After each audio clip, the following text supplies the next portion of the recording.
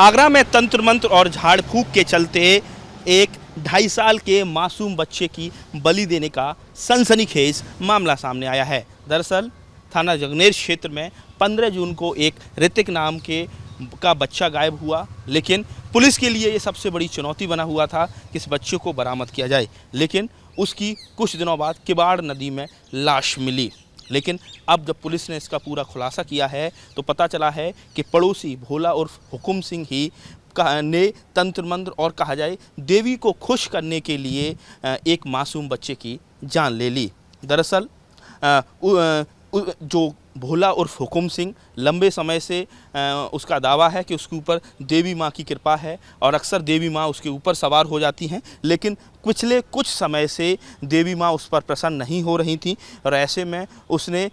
उसको ये जानकारी हुई, उसको ये आभास हुआ कि अगर वो किसी भी बच्चे की बलि देता है तो देवी माँ एक बार फिर से उस पर प्रसन्न हो जाएंगी और वो मन माना जो चाहेगा वो कर सकेगा। और इसी क्रम में जब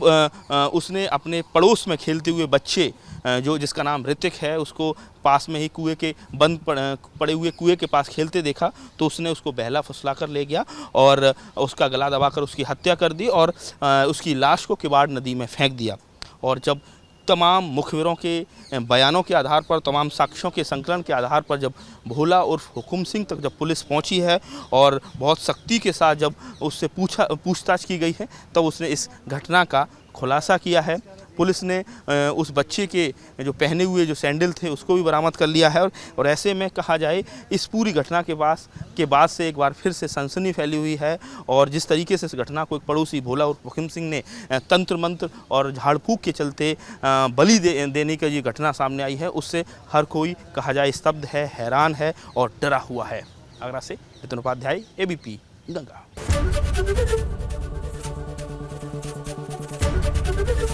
एबीपी गंगा, खबर आपकी, जुबान आपकी।